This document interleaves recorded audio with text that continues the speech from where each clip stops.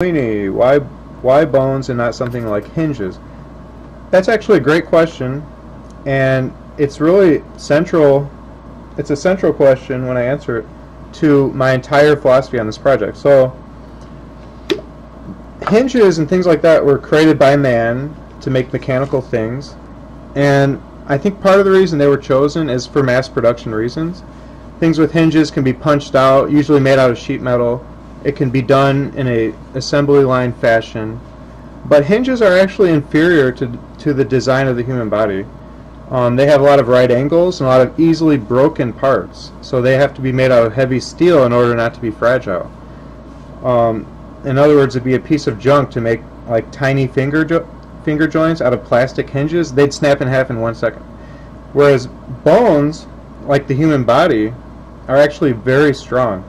Every surface on the bone is a curve, and if you've studied architecture, you know that an arch is the strongest force in nature. So the way the body's designed is actually amazing, and I'm going to try to stay as close to the body's actual design as I can during this project, because I'm inspired by the human body, and I'm inspired by nature, and I want to pull lessons from nature. I mean, our body is so amazing. Mankind today doesn't even understand the body yet. I mean, we can't even create life. Life is so far beyond us still. We just are students. So I'm being a student. I'm studying the body. I'm studying x-rays. I'm creating it within my abilities as close to how the body's made as I can, as a homage to how our bodies are. I'm paying respect to it. There's already a machine that makes parts, a 3D printer.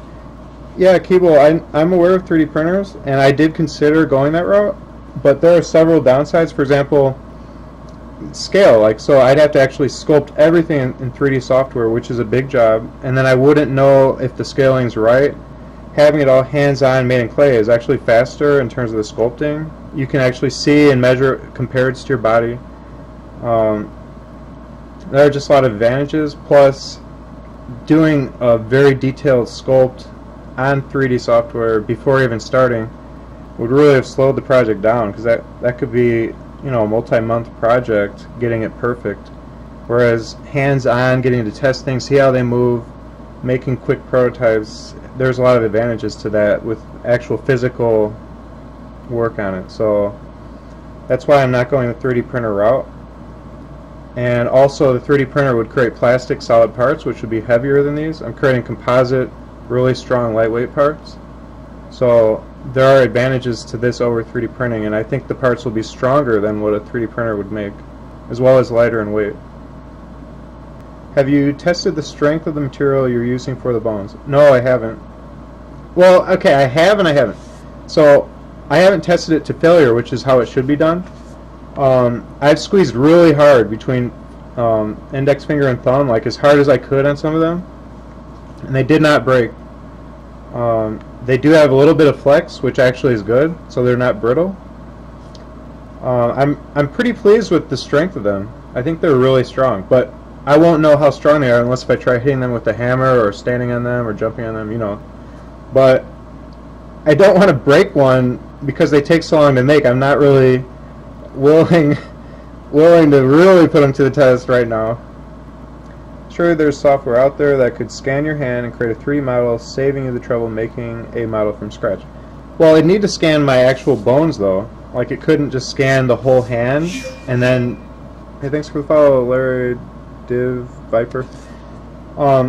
It would need to scan an X-ray and then create a 3D point cloud and then upload that into 3D printing software and then print that. But even then, it'd need to make the X-ray separate each bone, because they need to be separate models, so they'd have to be pulled apart and fine-tuned. Yeah, I mean, that ship has sailed. I mean, I've already got stuff sculpted, and yeah, and plus, I mean, who has available a X-ray 3D point cloud creating scanner that will sync to a 3D printing software? I mean, can you imagine how much that would cost? Like, I'm on a strict budget. It's all out of pocket right now. I haven't begun really getting any kind of crowdsourcing. Filthy Casual beat me to it. Yeah, it would be.